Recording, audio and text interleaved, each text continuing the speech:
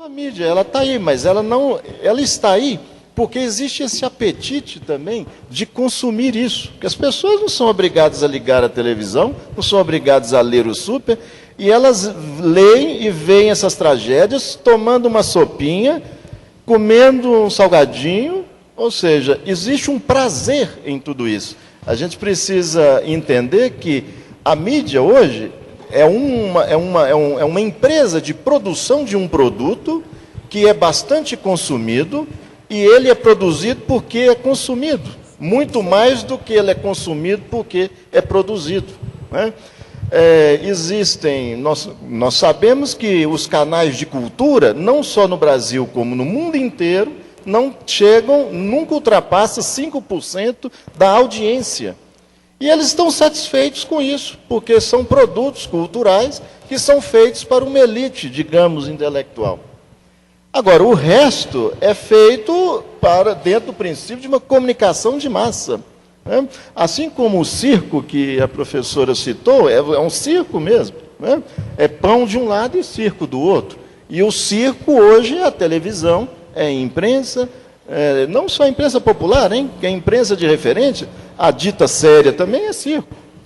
E, digamos de passagem, não há nenhuma novidade. Esse negócio de que notícia vem, né, do latim, que é novidade, não é nada. Todo dia nós vamos ler os jornais e assistir às televisões, vamos ver e ler as mesmas coisas. Não tem nenhuma novidade. Vai ser uma catástrofe, alguns desastres aéreos, outros terrestres, um político que está envolvido em alguma falcatrua, ou seja, é a nossa novelinha do dia a dia, é isso a mídia. E continuamos o nosso debate com a repórter Tablet, que agora está no meio do nosso público, Raíssa Helena. É isso mesmo, Yolanda Assunção. Nessa fase da rodada de perguntas, eu vim para a plateia aqui da biblioteca do Cefet. E a primeira pergunta quem faz é Ronan. Pode fazer sua pergunta. Boa noite a todos. A ciência, ela acredita-se que ela seja a busca da verdade. Então, acredita-se que sempre que você prova algo cientificamente, você tem uma verdade embutida naquela prova científica. Então, minha pergunta vai para os três, né, quem quiser responder, é sobre a questão da prova técnica, da prova científica. Sendo uma prova científica uma prova imbuída de um valor de verdade, ela não seria suficiente para a condenação num tribunal? Bom, a prova técnica, a prova científica, a prova pericial, ela, vamos dizer, ela baliza praticamente a certeza da ocorrência do fato. Mas veja bem, o simples motivo do fato estar comprovado não significa que existiu o crime, porque o crime tem diversos elementos, né? Pode ser que alguém tenha cometido o fato, mas que ele tenha uma justificativa para a prática daquele fato. Por exemplo, a legítima defesa. Por exemplo, o exercício regular de um direito, o estrito cumprimento do dever legal, o estado de necessidade, o próprio consentimento do ofendido, são todas causas que, a despeito de existir uma prova técnica da ocorrência do fato, vão negar a existência de um crime. Acarretam, portanto, a despeito da comprovação científica, a absolvição daquele condenado, né? daquele processado. Ele acaba sendo absolvido. A próxima pergunta quem faz é a Deusane, aluna da Facisa BH. Ela faz a pergunta também direcionada à professora Silvana Lobo. Boa noite, professores. Boa noite a todos. Eu gostaria de saber se pode ser feito algo no âmbito judicial em relação à intervenção negativa da mídia nos processos, já que esta muitas vezes tende a formar opiniões e também promover uma repercussão exagerada de um determinado crime. Olha, sim ou não? Não. Não tem o que ser feito.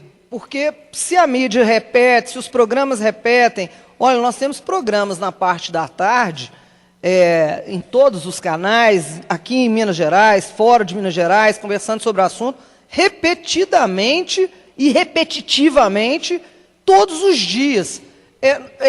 Eventualmente, a gente depara aí com um programa que foi paralisado através de uma ordem judicial por um mandado de segurança para garantir o direito à privacidade. Mas esses fatos, essas vitórias judiciais, né, essas concessões dessas ordens, são ínfimas dentro da nossa história. Então, pouquíssimas vezes nós vimos um programa que deixou de ir ao ar, que deixou de transmitir alguma coisa, por conta de ordem judicial. E hoje o que se vê, não que esses pedidos não existam, mas o judiciário, calcado na Constituição e na liberdade de expressão e de manifestação, garante a liberdade de imprensa, inclusive com o tipo de manifestação, apesar de estar construindo uma opinião popular, às vezes favorável a A ou B, ou desfavorável a A ou B. Então, eu posso dizer que é muito difícil, é raríssimo se ter o impedimento da manifestação da imprensa da forma que for, como causa de prejuízo, por ser causa de prejuízo para um processo, em garantia da liberdade de expressão contida na nossa Constituição.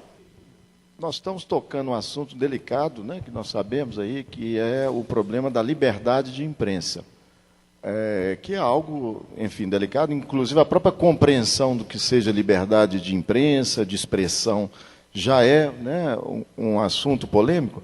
Mas eu gostaria de dizer apenas o seguinte, que seja como for, a mídia, eu entendo que ela serve à democracia cidadã. E ela é necessária para a preferível ter do que proibir.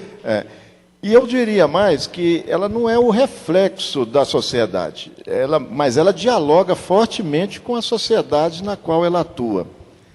Então, eu acho que eu vou citar aqui um filósofo grego que dizia o seguinte: se você quer melhorar as argumentações, você precisa melhorar os auditórios. Porque se os auditórios forem melhorados, as argumentações também vão melhorar. Por isso que existem vários tipos de mídia, eu volto a insistir sobre isso. Por exemplo, você tem imprensa que é bastante séria e tem também aqueles produtos, como a professora citou, justamente que passam à tarde para um público bem específico, que fica o tempo todo trazendo a discussão para o campo da massa, ou seja, da banalidade e dos discursos convencionais, ou seja, dos clichês, né? Eu diria que você co-constrói essa mídia quando você lhe dá audiência, né? A audiência, ela co-constrói a mídia. Esses programas existem porque há audiência que gosta de ver isso, não necessariamente para julgar ou condenar alguém, mas é por prazer, está ali à tarde, depois do almoço, quase sonolento, fica assistindo isso. Isso é um consumo, isso é um consumo mesmo. Boa noite a todos, em especial os professores. Então, a questão da mídia vai para o professor Wander, e eu e meus colegas aqui, referente a isso, a gente queria saber o papel das redes sociais na construção da polêmica, e dentro dessa pergunta, se elas são influenciadas pelas mídias ou influenciadoras. Eu acho que todos nós somos manipuladores e manipulados. Eu acho que isso é uma via de mão dupla. A mídia, por mais poderosa que ela seja, ela é uma manipuladora manipulada também. Por quê? Porque ela é manipulada pelos agentes econômicos, ela é manipulada pelos agentes políticos, ela também manipula os agentes políticos e manipula os agentes econômicos, porque ela própria é um agente econômico. Ela manipula os leitores? Pode manipular, mas os leitores também a manipulam, então ela é manipulada também pela sua audiência, ao ter que se configurar e se construir para atender esse apetite de um certo formato, de um certo modo de analisar os fatos, né? Então as redes sociais não vão fugir disso. E aí tem redes sociais e redes sociais, porque os grupos e as unidades grupais, elas são muito diferenciadas e muito complexas. Há redes sociais que são fascistas, há redes sociais que são democráticas, há redes sociais que são intelectuais, outras são banais. Então, a gente precisa analisar tudo caso a caso. Mas o que eu acho que existe de importante nisso tudo, na emergência das redes sociais, da internet, é essa potencialidade que ela oferece para uma democracia participativa. Então, hoje eu acho que as redes sociais e os meios de comunicação que não dependem de uma instrumentalização, digamos, jurídica, institucional, permite a gente desenvolver um processo de influência cidadã e participativa. Acho que a democracia participativa hoje, ela vive e se alimenta muito das redes sociais. E a primeira pergunta dessa rodada vai para o professor Christian Plantan. Essa pergunta associou as palavras barbárie e crime. Professor, o nível de barbaridade de um determinado crime influencia para o tempo de exposição na mídia? Es una pregunta un poco del mismo tipo que la precedente que me tocó.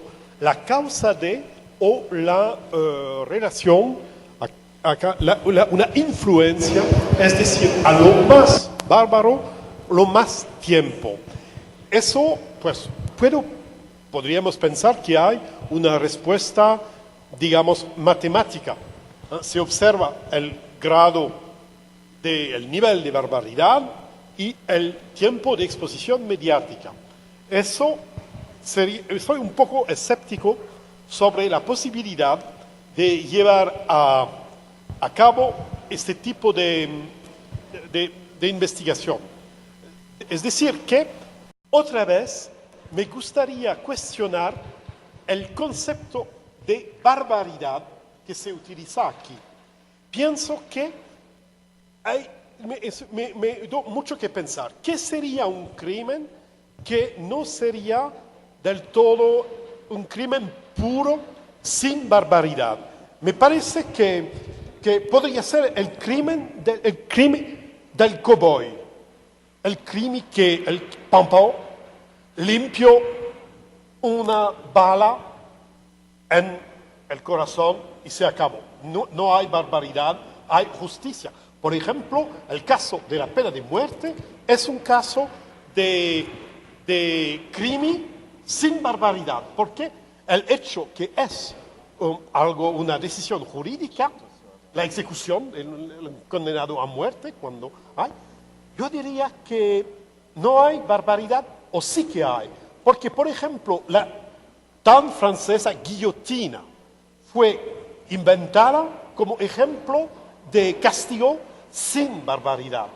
Y después, a causa del sangre que se ve en el caso de la guillotina y de la cabeza que rola abajo, y eso nos parece ahora un crimen bárbaro. Por eso, la noción misma de barbaridad, hay variaciones históricas muy amplias sobre este tema. El segundo punto sería, pues, estoy en mi papel de profesor que trabaja sobre el lenguaje.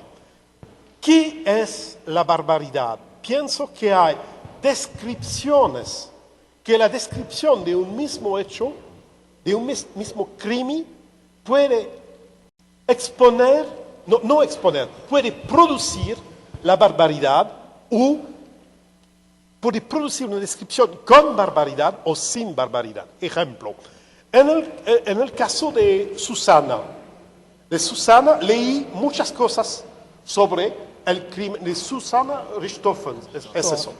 Leí muchos textos así buscando sobre el internet y me decía, pues no estaba contenta con sus padres, quien acá está completamente contento con sus padres, y decidió de matarlos y pidió 2 tipos que mataron los viejos pues los mataron, no es bien, claro, es un crimen. Y un crimen, yo diría, en un primer momento, sin barbaridad. Y después, un poco más allá, buscando más en los corpus, hay una descripción totalmente nueva de lo que pasó alrededor al momento del crimen, y en este momento apareció solamente la barbaridad. Mi sugestión sería, cuando uno piensa en barbaridad, bien distinguir, bien ver que hay una producción de la barbaridad a través de una descripción.